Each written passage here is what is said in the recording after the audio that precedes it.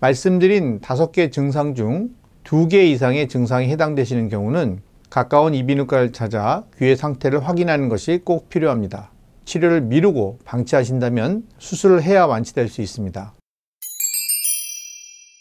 안녕하세요. 해피 뉴 이어 유신영 원장입니다. 오늘은 중이염에 대해 이야기해 볼까 합니다. 귀는 해부학적으로 귓바퀴에서 고막 직전까지를 외이, 고막에서 달팽이관까지를 중이, 그리고 소리를 전기신호로 변환해서 듣게 해주는 달팽이관과 평형감각을 돕는 전정기관을 합한 내이, 이렇게 세 부분으로 구분할 수 있습니다. 이 중 중이에 위치한 빈 공간을 고실 또는 중이강이라고 하며 소리 자극이 전달되는 통로 역할을 합니다.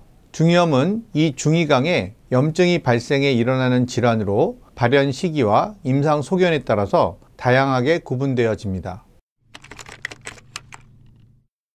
우리의 귀 속 중이강은 공기로 채워져 있으며 주변과 유사한 압력을 유지하고 있습니다. 공기가 있어야 하는 이유는 공기를 통해 고막으로 전달된 소리 진동이 고막을 잘 진동시켜 고막에 붙어있는 이소골이라는 작은 뼈들을 통해 달팽이관으로 소리를 잘 전달하기 위함입니다. 그런데 고막을 통해 공기가 중이강으로 전달될 수는 없으므로 중이강 내의 공기는 다른 경로를 통해 공급받아야 하는데 이것은 이관이라는 기관에 의해 이루어집니다. 이관 입구는 보통 닫혀 있지만 침을 삼키거나 하품을 할 때에는 열려서 외부 공기가 들어올 수 있습니다.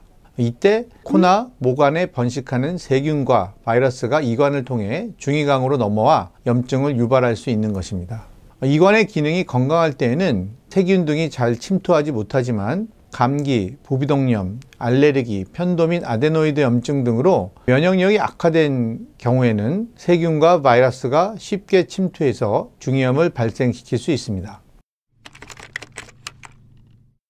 만성 중이염은 중이염이 발생한 후 3개월 이상에 걸쳐 염증이 지속될 때를 의미합니다. 이는 주로 급성 중이염을 적절하게 치료하지 않아서 만성화되는 경우가 많으며 또는 소아 시기에 발생한 중이염을 적절하게 치료하지 않아서 발생합니다. 심한 경우에는 고막에 구멍이 생기거나 귀에서 진물이 나오고 청력이 감소하는 것은 만성 중이염의 가장 흔한 증상 중 하나입니다. 이 외에도 병의 진행 정도에 따라 주변 구조물을 침범하면 다양한 증상이 나타날 수 있는데 만성 중이염의 대표적인 증상으로는 귓물, 청력 저하, 이명 등이 있으며 간혹 어지럼증, 안면신경 마비, 두통, 귀의 통증인 이통 등도 나타날 수 있습니다. 그럼 오늘 내용을 바탕으로 다음 증상이 있으신지 확인해 보십시오. 첫째, 귀에서 반복적인 염증이 발생하여 진물과 고름이 나오는 경우. 둘째, 귀안이 자주 가려우며 안 좋은 냄새가 날 때. 셋째, 최근 귀가 안 들리고 이명 증상이 동반될 때. 넷째, 원인을 알 수 없는 어지러움이 있는 경우. 마지막으로 귀의 통증이나 귀 주변이 붓고 두통이 발생하는 경우입니다.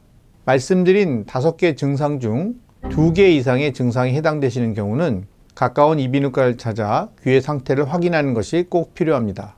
일반적인 급성 중이염은 증상과 고막 관찰로 진단할 수 있지만 염증의 진행 상태와 치료법 또는 수술 방법을 결정하기 위해서는 몇 가지 검사가 필요합니다. 기본적으로는 청력 검사와 측두골 컴퓨터 단층 촬영이 필요하며 동반된 증상에 따라 전정기능 검사를 추가로 시행합니다. 또한 합병증 여부를 확인하기 위해 간혹 자기 공명 영상 MRI 검사를 추가로 시행하기도 합니다. 농이 나오는 경우에는 적절한 항생제 선택을 위해 반드시 세균 배양 검사를 시행해야 한다는 점을 강조드리고 싶습니다. 저희 명동영세 이비인후과는 대학병원급 검사 장비를 구비하고 있으며 중이염의 당일 검사, 치료, 수술이 가능합니다.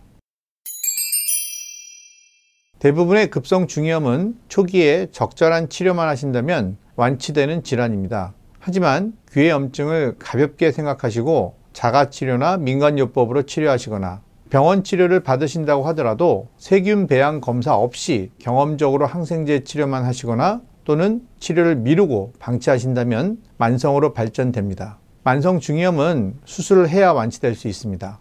수술 후에도 수주간 외래 통원 치료를 받아야 하며 치료가 완료된 후에도 정기적인 진료를 받아야 하는 귀찮고 힘든 질환이 될 수 있으니 조금이라도 귀에 이상을 느끼면 바로 병원에 내원하셔서 진찰을 받으시길 당부드립니다.